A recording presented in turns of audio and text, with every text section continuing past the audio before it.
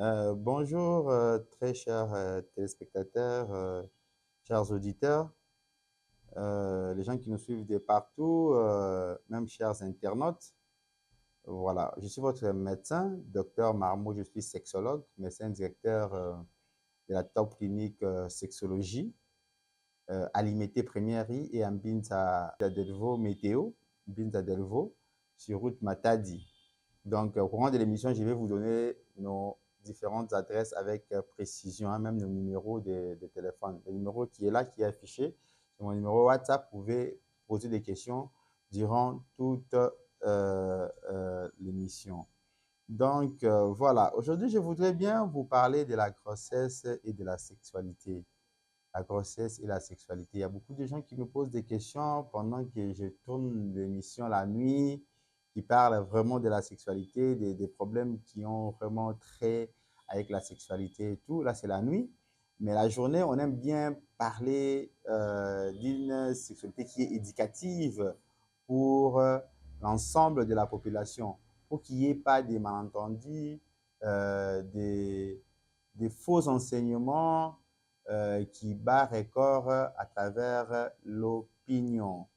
D'abord, aujourd'hui, nous allons parler de la grossesse et de la sexualité. La grossesse, c'est quand une femme est enceinte, quoi, en fait. Est-ce que les rapports se sont permis ou pas?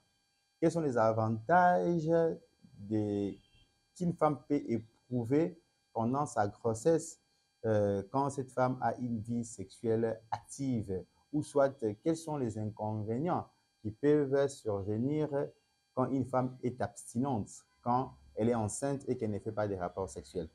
D'abord, ce que je vais vous dire, c'est de savoir que pendant qu'une femme est enceinte, de manière formelle, de manière très classique, il faut vous l'entendre très bien par rapport à ce que je suis en train d'expliquer.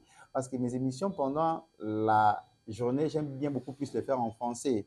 Parce qu'il y a des gens qui nous suivent de partout, en Côte d'Ivoire, Abidjan, je vous dis bonjour, Cameroun, Yaoundé, Libreville, Gabon, Congo-Brazzaville, des gens qui nous suivent de partout, parce que nous sommes sur Canal+. Donc, il faut vraiment bien comprendre ce que je vais dire ici.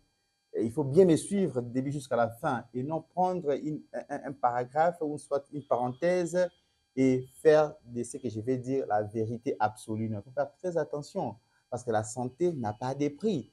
Moi, je suis un médecin. Quand nous parlons comme ça et à la maison, quelqu'un peut faire quelque chose et ça va nuire dans sa santé et ça sera peut-être un problème d'incompréhension et c'est ce qui n'est pas du tout bien. Donc voilà, c'est pourquoi il faut bien suivre l'émission du début jusqu'à la fin. Donc voilà, mon numéro est là. S'il y a des questions à poser, je pense que vous pouvez poser sur WhatsApp. Il ne faut pas appeler, il faut juste écrire des messages. On va vous répondre. Donc normalement, une femme qui est enceinte, on vous conseille souvent d'aller faire des consultations prénatales, ce qu'on appelle CPN. Mais ce qui est d'abord important, c'est d'aller faire vos consultations prénatales. C'est le médecin qui va vous dire pendant les CPN, pendant les consultations prénatales, que non, vous avez une grossesse qui n'est pas à risque. Vous comprenez? Vous avez une grossesse qui est une grossesse qui évolue normalement. Et alors, c'est le médecin qui va vous permettre, qui va vous autoriser de faire les rapports sexuels ou pas. D'abord, c'est ça. C'est pourquoi on a toujours voulu que les femmes enceintes puissent aller consulter, aller faire des consultations prénatales. Ou à CPN, kilo, ou à kilo. Donc voilà. C'est ce qu'on vous demande beaucoup plus d'aller consulter des médecins. Et les médecins, ils vont certainement vous demander des examens et puis on va demander l'échographie. On va détecter si cette grossesse a une bonne position, si les bébés évoluent normalement et si vous n'avez pas de risques, je dirais, gynéco-obstétricales et si vous n'avez pas de risques médicaux. Et on va établir tout un dossier concernant la patiente par rapport à sa grossesse, par rapport à son bébé qu'elle porte. Et c'est par rapport à ça que le médecin peut toutefois dire à la femme de d'être en activité sexuelle ou pas. Donc, c'est la médecine qui décide. C'est votre médecin qui va vous le dire d'abord. C'est ce que je vais d'abord vous faire comprendre. C'est pourquoi si vous êtes enceinte et que vous avez, que vous avez un retard de règles et que vous avez fait un test de grossesse rapide, qu'on va régulièrement dans des pharmacies, il faut vite aller à l'hôpital pour savoir si j'ai une grossesse qui évolue normalement et si je peux commencer à faire des rapports sexuels comme il se doit. Parce que c'est toujours avantageux d'être enceinte, d'avoir une grossesse normale et de continuer à faire ces relations sexuelles comme il se doit. Parce que c'est vraiment avantageux, parce que ça va permettre que vous puissiez avoir beaucoup plus de plaisir pendant que vous faites l'amour avec votre mari. Ça va vous permettre d'avoir une bonne détente, une certaine complicité, une certaine attirance entre vous. Ça va vraiment contribuer dans l'amour, dans l'affection. Et c'est très important qu'une femme enceinte puisse avoir des rapports sexuels du début de la grossesse jusqu'à la fin. C'est possible pendant le premier trimestre, pendant le deuxième ou le troisième trimestre. Ce n'est pas interdit. Mais sauf qu'il faut être un peu réaliste. Comme on a toujours dit, tout homme, toute personne est son premier médecin. Ce qui vous arrive dans votre corps, les signaux directs et même indirects, ça doit vous interpeller. Il faut certainement vous dire que votre femme est enceinte. Il faut peut-être éviter de beaucoup traîner pendant les rapports sexuels. Hein, des hommes qui prennent des minutes. Il y a des positions qu'il faut éviter aussi. Je vais dire ça au courant de cet exposé pendant la grossesse. Vous comprenez? Ce qui est important de faire, tout ne doit pas être dit vous-même par rapport à votre intelligence, par rapport à votre conscience. Vous remarquez que votre femme est enceinte, vous le faites monter des positions qui sont peut-être difficiles à pouvoir comprendre. Elle risque de faire une fausse couche. Vous comprenez? Mais en soi, les rapports sexuels n'est pas interdit. Les rapports sexuels n'est pas interdit. Si votre médecin vous le permet pendant les CPN, pendant les consultations prénatales. C'est pourquoi on t'a toujours demandé d'aller consulter le médecin quand vous êtes enceinte. Et c'est le médecin qui aura, je dirais, le protocole complet. Je vois une question ici, une femme qui me pose la question, elle me dit, docteur, j'ai 4 mois de grossesse. Ouais, madame Oriane, à partir de ma tétée, elle nous dit qu'elle a 4 mois de grossesse, mais elle, elle a des... Ah là, c'est difficile pour comprendre son écriture. Qu'est-ce qu'elle écrit? Je ne sais pas. Voilà. J'ai essayé de comprendre. Elle a dit qu'elle a 32 ans, enceinte de 4 mois. Au premier trimestre, j'avais des désirs normaux. Et maintenant, je commence à avoir des colères quand mon mari me touche. Voilà. Ah, c'est une très bonne question. Je vais vous dire ceci. En fait, la grossesse, c'est un parcours de 9 mois. Il y a de ces femmes qui ont beaucoup plus du plaisir au premier trimestre, selon certaines femmes. Il y a d'autres, au premier trimestre, elles sont un peu moins actives et qui commencent à développer beaucoup plus de sentiments au deuxième trimestre. C'est normal. Il y a d'autres aussi, elles avaient des sentiments au premier trimestre, elles perdent au troisième trimestre et peut-être au premier trimestre, ils avaient des sentiments normaux. C'est variable. Et il y a aussi de ces femmes qui ont le plaisir, beaucoup de plaisir pendant la grossesse, du début jusqu'à la fin. Elles sont trop demandeuses. Vous comprenez? Donc, elles sont vraiment très excitées pendant la grossesse. Il y a de ces femmes-là, du début jusqu'à la fin. Il y a aussi des femmes qui détestent les rapports sexuels pendant la grossesse, du début jusqu'à la fin. Elle ne veut pas qu'elle soit touchée par son homme. Elle ne veut pas qu'elle soit même caressée, touchée ou soit pénétrée par son mari. Il y a de ces femmes comme ça. C'est variable pendant la grossesse.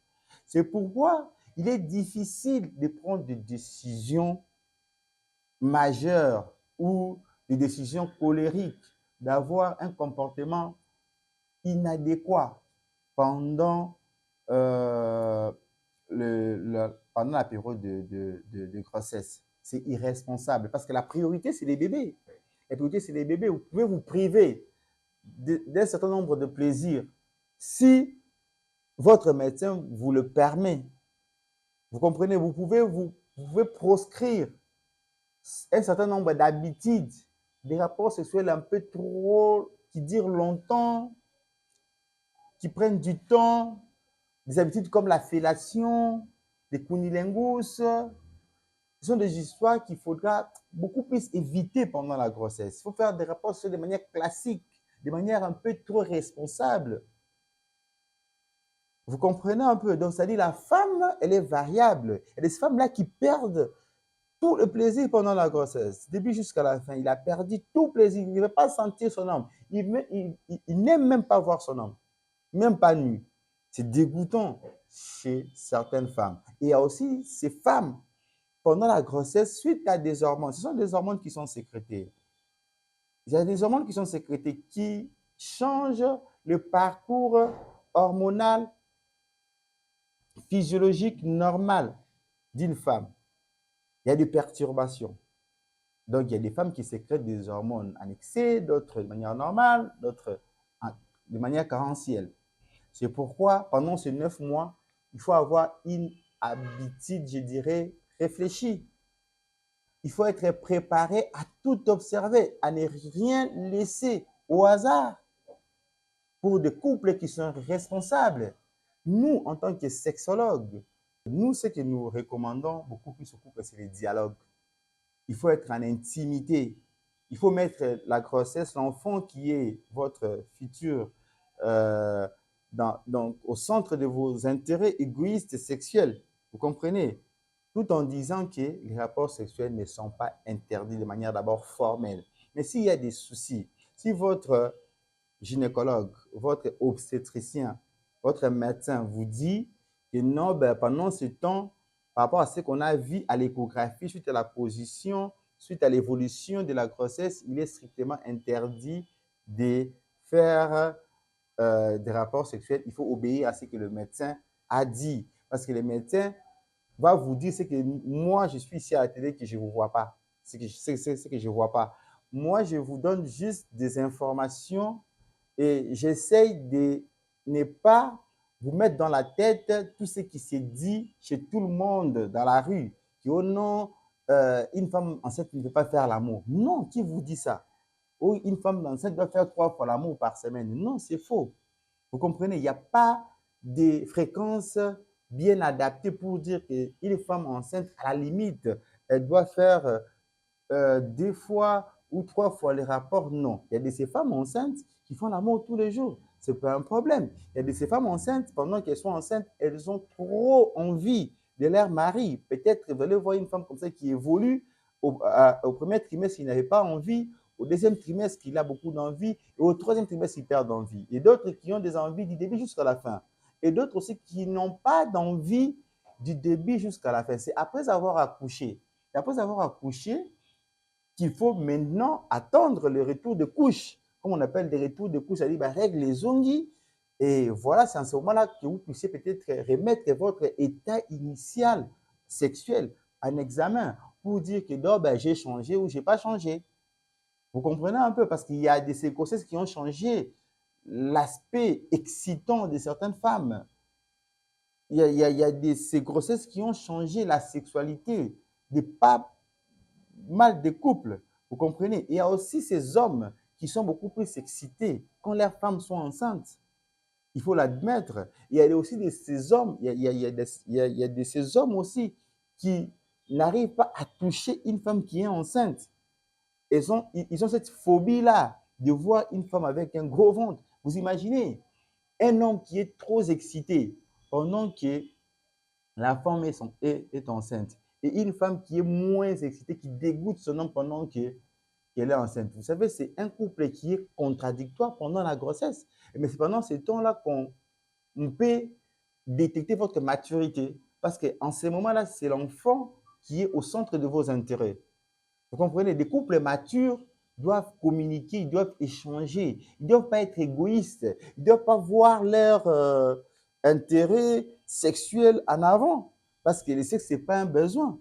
Vous pouvez aussi vous priver de ces rapports pendant 9 mois. Ce n'est pas la fin du monde. Vous allez répondre de votre femme après 9 mois. Et il ne faut pas toujours faire pression. Il ne faut pas toujours stresser au risque de compromettre votre femme à un avortement. Vous comprenez ce qui est important, c'est d'être responsable pendant la grossesse. C'est que nous, en tant que sexologues, avons toujours habitude de conseiller à nos patients, c'est d'être toujours vigilante pendant la grossesse et de privilégier toujours le fœtus et de toujours parler avec les médecins. Et c'est en ce moment-là que vous pourriez décompter beaucoup d'anomalies pendant la grossesse. Voilà. Il y a une femme qui m'écrit, qui me dit, docteur, voilà, il n'a pas donné son nom, mais il nous appelle à partir d'Engaliema, il nous écrit à partir d'Engaliema, il me dit, docteur, depuis que j'ai accouché mon quatrième enfant, je n'ai plus de plaisir. Il est cela 8 mois. Il est cela 8 mois que je n'éprouve aucun plaisir sexuel chez mon mari. Ça commence à m'énerver et je suis très agacé. Que dois-je faire? Oui, madame, il y a des. Voilà, elle a dit que je suis né par césarienne. Je dois avouer que j'étais un peu traumatisé par l'opération. Voilà. Il y a, si elle était en communication avec moi, j'allais lui poser si c'était sa première césarienne, on allait peut-être mettre beaucoup de choses en évidence.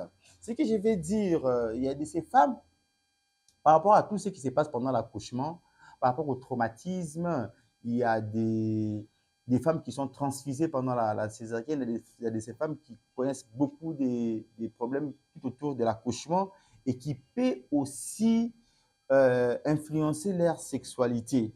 Leur sexualité. Et ce qui est important, c'est de se faire accompagner des gynécologues et des sexologues, surtout pendant la grossesse et même après la grossesse. Et même après la grossesse. Pourquoi pas même bien avant la grossesse? Pourquoi? Parce que il y a beaucoup de choses qui peuvent changer après même l'accouchement. Après l'accouchement, il y a ces hommes qui se plaignent. Chez moi, souvent, ils se disent, mais docteur, vous imaginez que ma femme, elle ne désire pas, elle n'a plus de plaisir depuis qu'on a accouché, depuis que nous avons notre bébé. Et là, ça me démotive aussi. Ça commence à me démotiver, ça commence à m'agacer et on n'est pas en bon terme avec elle. Ce qui est important, c'est de vous faire comprendre que tout tourne dans la communication et vous devez comprendre votre corps. Tout homme, d'abord, c'est son premier médecin. J'ai toujours dit ça aux gens. Moi, comme je suis là, je sais que je suis gastritique. Il y a des choses que je ne mange pas. Il y a des choses que j'ai bannies dans ma vie. Je suis médecin. Mais quand je touche à ça, je sais que ça, je ne vais pas dormir. Et c'est comme ça que le corps humain fonctionne. Il ne faut pas tout dire. Docteur Nassala Nini, et donc, c'est l'ingabo, nini, docteur peut te. Vous comprenez? Yo mukunde folanda nzoto na yo makamu yesolo banayo. Qu'est-ce que ton corps réclame? Qu'est-ce que ton corps te demande? Si tu n'es pas dans ta peau, si tu te retrouves que non, ça ne va pas, il faut exprimer. Il ne faut pas être à la merci d'un homme. Parce que tu es une femme, tu dois absolument être là pour satisfaire ton homme. Et comme, je ne sais pas, à un moment donné, il y a des gens qui disaient que non, bah, grands-parents na biso, bakoko na biso, balobaka ke ono bapimelaka mobali l'amour. On peut pas refuser à l'homme. Non, qui vous dit ça? Non, quand on n'est pas disponible, quand on n'est pas disposé, il faut dire à ton mari, non, aujourd'hui, je ne peux pas. Je ne peux pas. Quelle est la crainte? La crainte, c'est de pouvoir ne pas lui donner et de voir son mari aller tricher ou soit aller faire quelque chose. Non, ça, ce n'est pas un mari responsable. Ça, ce n'est pas un mari responsable. Un mari, c'est celui qui t'aime, lui qui est fidèle à toi, celui qui peut te soutenir même quand tu seras malade. À supposer que tu es malade pendant 2 ans, alité sur le lit de l'hôpital. Donc, ton mari, là, il va te quitter parce que tu n'es pas à mesure de lui donner. Non, ça, ce n'est pas l'amour, ça, ce n'est pas le mariage. Ça, ce n'est pas le vrai amour. Un homme responsable, c'est un homme qui sait éduquer ses envies, ses pulsions sexuelles. Parce que le sexe, ce n'est pas un besoin, mais c'est une envie. On peut vivre sans cela. Vous comprenez? Donc, la maturité des couples, c'est de voir des couples en communion parfaite. Ils doivent être, surtout, vous devez privilégier la femme, les bébés. La position qui est interdite, beaucoup de gens me posent cette question, c'est la position missionnaire. Non, vous vous étouffez. Il y aura des vaisseaux qui seront comprimés. ça peut créer l'ischémie et ça peut nous amener vers l'avortement. Vous comprenez? Même l'andromatique, ce n'est pas tellement conseillé parce que vous donnez beaucoup plus du travail à votre partenaire. Mais la position qui est strictement interdite, c'est la position missionnaire. Voilà. Et c'est comme ça qu'une femme enceinte peut bien évoluer. Et puis, ça, moi, je me rappelle quand j'étais médecin stagiaire, j'ai vu ça 2 ou 3 fois pendant la garde, comme ça. Et il y a des couples qui venaient comme ça. Pendant que j'étais en train de faire de la grosse, et pendant que j'étais en train de faire l'amour, dans la composition du sperme, il y a, je crois, des prostaglandines à une quantité comme ça qui déclenche la dilatation du col utérin. Voilà. Moi, j'ai vu 2 ou 3 femmes venir comme ça pendant que j'étais en stage en gynéco-obstétrique. La nuit, j'étais en train de faire l'amour. Et quand l'homme a éjaculé, et ça a créé les contractions chez la femme et directement, on a pris la femme pour l'amener à l'hôpital pour qu'elle accouche. Et c'était scandaleux. L'homme qui venait là, euh, qui stressait, qui plaiait, qu'est-ce que j'ai fait à ma femme, qu'est-ce qui est arrivé à ma femme, juste après avoir éjaculé, elle a commencé à avoir mal au dos. Est-ce qu'il y a un souci? Non. Et quand on a vérifié, c'était déjà la dilatation à 4.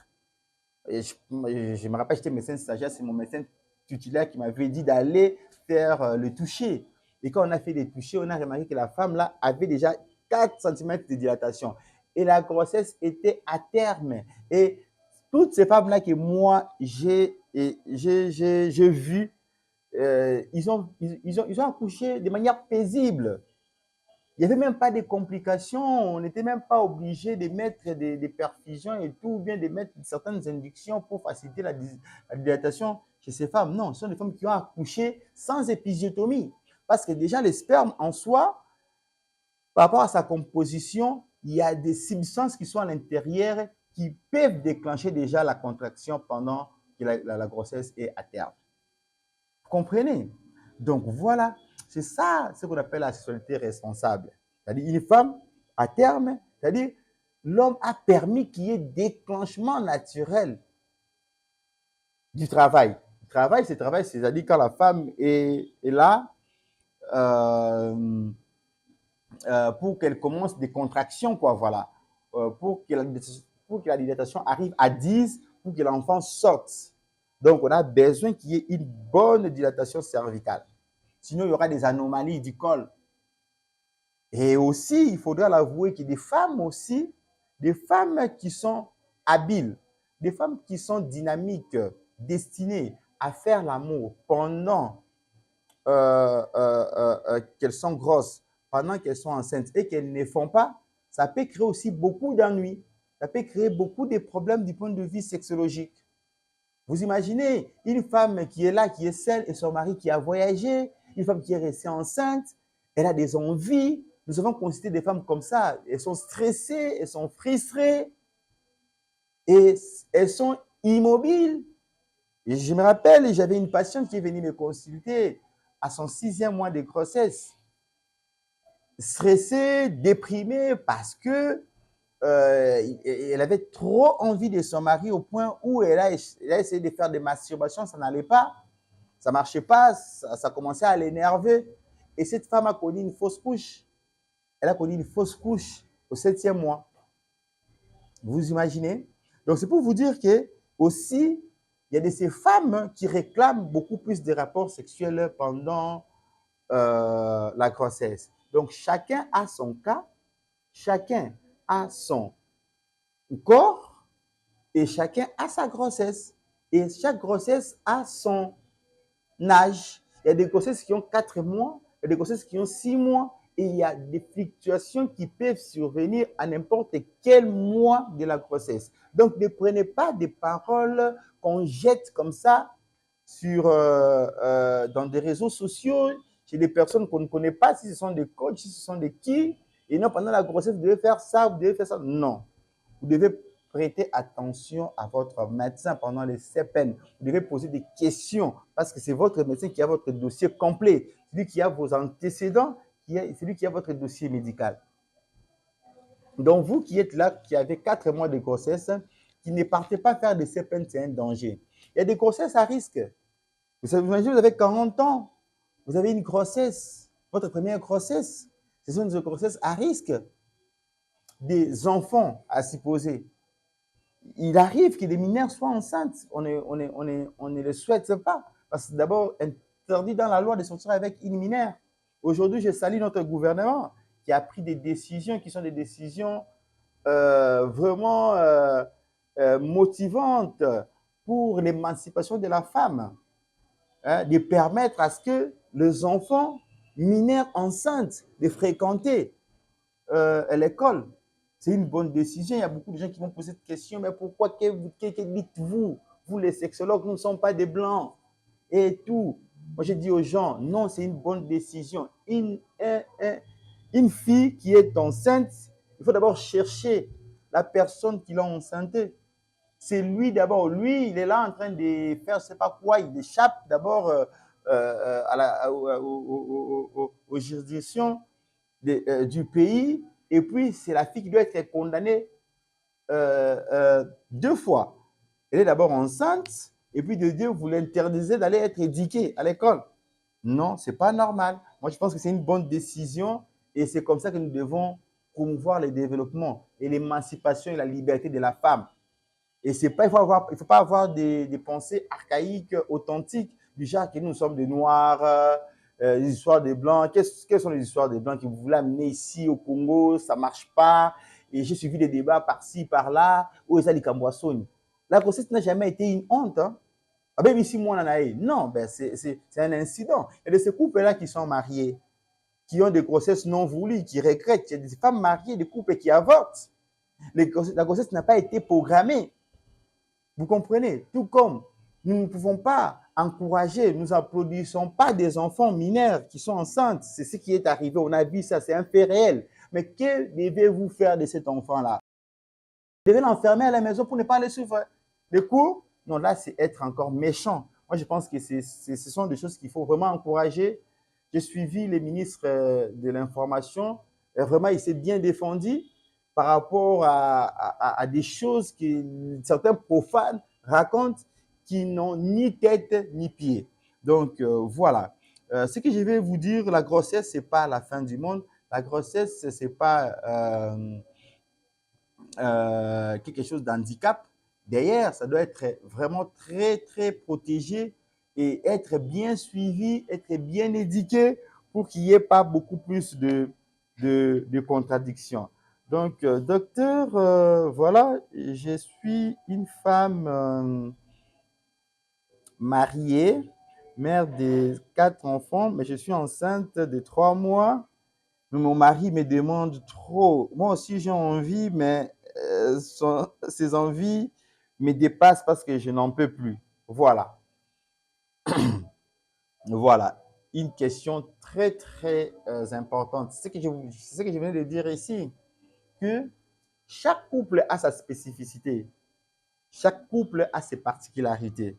Comme cette femme, papa, vous qui me suivez, ça c'est être méchant. La femme a bien dit qu'elle a 4 mois de grossesse. Vous comprenez?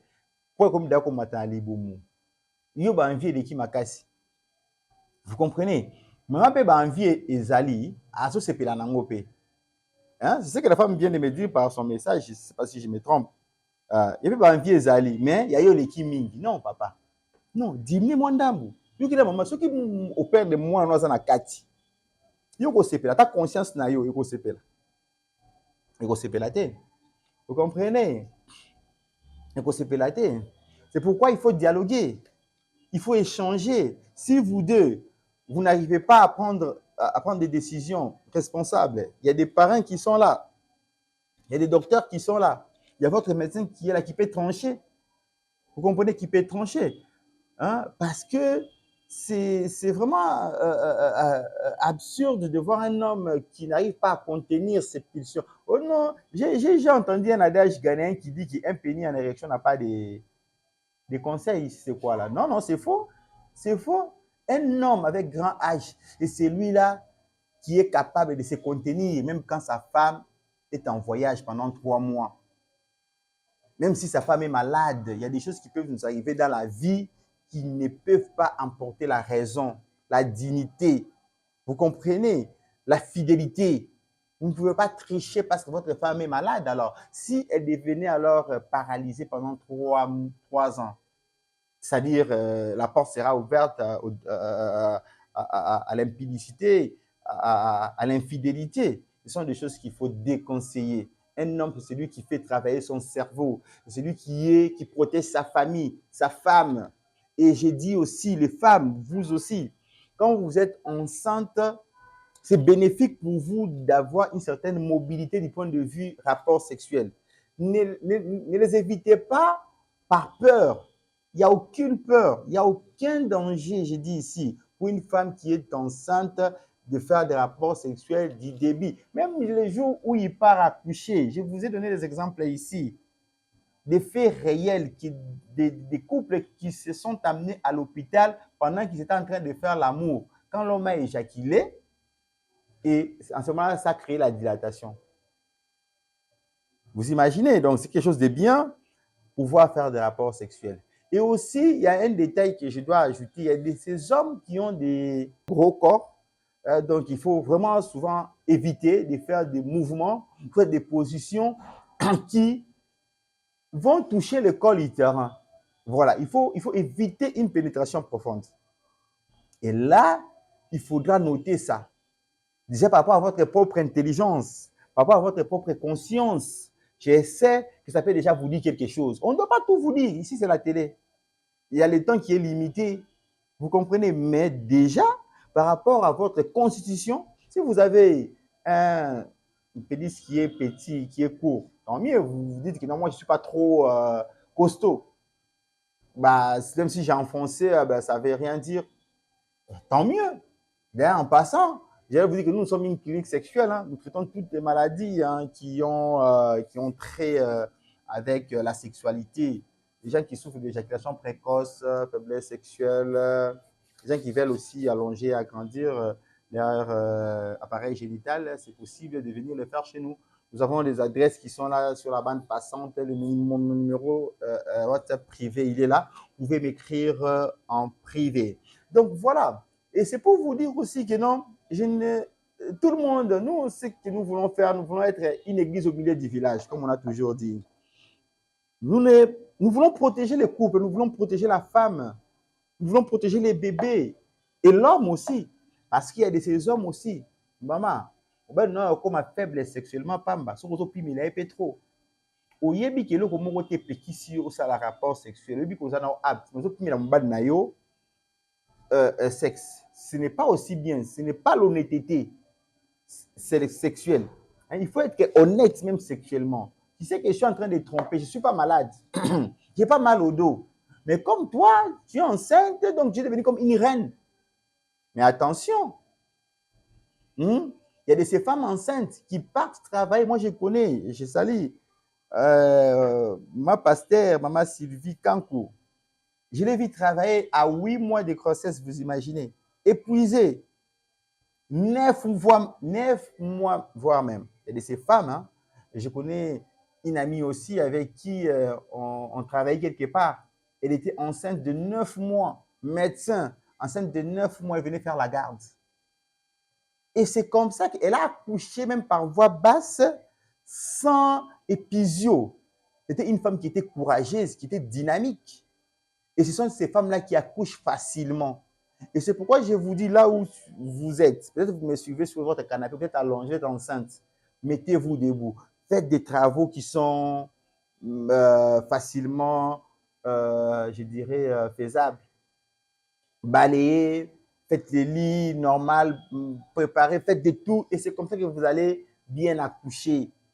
On ne vous interdit même pas d'être au volant, à condition que votre médecin vous le permette.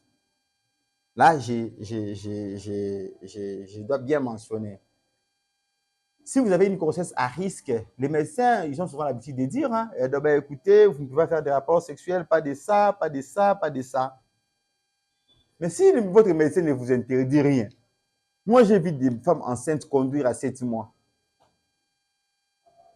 Si vous n'avez pas de chauffeur, si vous êtes courageux, si vous êtes dynamique, si vous êtes apte, ça va d'ailleurs vous faciliter de bien accoucher. Au lieu d'être hypocrite, d'être fainéante, de faire comme si vous devez devenir le centre de tout le monde parce que vous êtes enceinte. Moi, je suis yaka. Attends, le à 2 mètres. Non, j'ai mes maladies. J'ai mis esa maladie. Je pense que je suis presque à la fin. Donc, j'ai parlé de la grossesse, j'ai parlé de la femme, j'ai parlé du bébé, j'ai parlé aussi de l'homme. C'est-à-dire tout le monde doit être protégé. Nous voulons que le couple soit stable. Vous devez communiquer, vous devez être ensemble, vous devez vous caresser, vous devez être, même si on vous interdit des rapports sexuels, mais il y a des baisers, il y a des câlins. Voilà, nous sommes déjà à la fin. La top clinique, moi je suis docteur Marmot. Nous allons encore intervenir la semaine prochaine. Nous sommes là pour votre tribune du docteur. Nous sommes à Limité à la Premièrerie, en face du collège Saint-Raphaël. Nous recevons tous les jours de 8h30 jusqu'à 21h. Nous sommes aussi à Mbinza Delvaux, sur route Matadi. Hein, à Mbinza Delvaux, là où il y a des menuisiers qui vendent des bois. Bakeka bakiti ya bakiti na bambetu ya bamenisier na mbinza météo wana la route Matadi na principale entre immeuble Malaika et Winza bamenisier. Nous sommes là, c'est une clinique sexuelle spécialisée pour les maladies sexuelles, ou tout ce qui avait des problèmes d'éjaculation précoce, faiblesse sexuelle, les gens qui veulent allonger les pénis et agrandir, les gens qui ont un problème de stérilité, problème des infections sexuellement transmissibles. Donc, venez, je pense que vous serez les bienvenus. Merci à toute l'équipe technique qui nous a accompagnés. Réalisateur, Papa Landry de Fundra. Je donne à notre caméraman Rigan bonjour. Et bientôt, là aussi, on va répandre nos lives sur TikTok. N'hésitez pas de vous abonner dans nos pages TikTok. C'est écrit Top Clinique Sexologie. Facebook aussi, c'est Top Clinique Sexologie. Même Instagram. Allez liker, donc aimez nos pages, abonnez-vous massivement et je pense que vous aurez des informations qui sont très très importantes pour votre vie sexuelle, pour votre carrière sexuelle. Voilà, aujourd'hui nous avons été devant un problème de polémique par rapport à la décision où ils ont acquis par le gouvernement na biso bana classe bakotaka na zemi. Bato mingi bapesi ba vie négatif, mais c'est regrettable. D'ailleurs, ngai na mona ki biloko bongo nde il faut to promouvoir ngo to betela ngo maboko gouvernement a une décision moko ya importante ya malamu mpona kosunga bana basi wana bazala éduquer. Vous comprenez? Bato oyo batiaka bango bazemi bakimaka bango nde baza protégé babombani na kati ya bato oyo bango mpe na bato wana baza wana bavioleur. Parce que quand vous sautez avec une femme qui a moins de 18 ans, vous êtes un violeur. La loi va vous pointer du doigt. Mais ce qui doit échapper, vous comprendre, vous parce que moi, yo bébisi. Des amis, ça bébisa mon. Des amis, ça sonité. Donner la vie, c'est vraiment quelque chose d'agréable que Dieu a donné aux femmes. Mais cette femme-là qui est enceinte aujourd'hui à 16 ans, 17 ans, 18 ans, bo bébé ça venir naie à quoi ya classe pour nanine. Donc moi je salue cette décision et vraiment courage au bozolo bakena mutuma komenga lobi a obisu to kolanda ba mindele te maman sur la mindele to ko ba sala ngoto tout ça ba africain. Voilà papa biso ça ba africain.